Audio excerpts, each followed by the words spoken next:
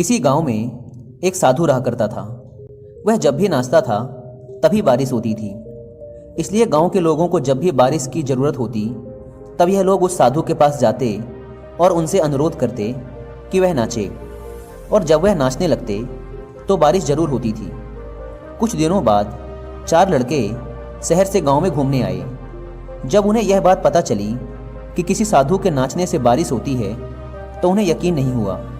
शहरी पढ़ाई लिखाई के घमंड में उन्होंने गांव वालों को चुनौती दे दी कि अगर हम भी नाचेंगे तो बारिश होगी, और अगर हमारे नाचने से बारिश नहीं हुई तो साधु के नाचने से भी बारिश नहीं होगी। अगले दिन सुबह सुबह गांव वाले उन 4 लड़कों को लेकर साधु के कुटिया के पास पहुंचे। गांव वालों ने साधु को सारी बात बताई। फिर उन लड़कों ने नाचना शुरू किया। पहले लड़के ने नाचना शुरू किया। आधा घंटा बीत गया। फिर पहला लड़का थक कर बैठ गया, पर बादल नहीं दिखे। कुछ देर बाद दूसरे लड़के ने नाचना शुरू किया और 1 घंटे बीतते बीतते वह भी थक कर बैठ गया। बाकी दोनों लड़कों ने भी ऐसा ही किया, पर बारिश नहीं हुई। अब साधु की बारी थी। उसने नाचना शुरू किया। 1 घंटा बीत गया, पर बारिश नहीं हुई। साधु फिर भी नहीं रुका, वह नाचता ही रहा।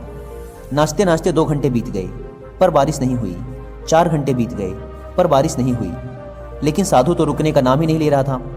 धीरे धीरे शाम ढलने लगी कि तभी बादलों की गड़गड़ाहट सुनाई दी और थोड़ी देर बाद जोरों की बारिश होने लगी। यह देखकर 4 लड़के दंग रह गए और तुरंत साधु से क्षमा मांगी।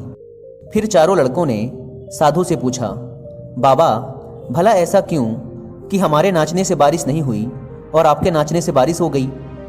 साधु ने उत्तर दिया, जब मैं नाचता हूँ तो 2 बातों का ध्यान रखता हूँ। पहली बात तो मैं यह सोचता हूँ कि अगर मैं नाचूंगा तो बारिश को होना ही पड़ेगा, और दूसरी यह कि मैं तब तक नाचूंगा जब तक कि बारिश ना हो जाए। सफलता पाने वाले में भी यही गुण विद्यमान होता है। वे जिस काम को भी करते हैं उसमें उन्हें सफल होने का पूरा भरोसा होता है।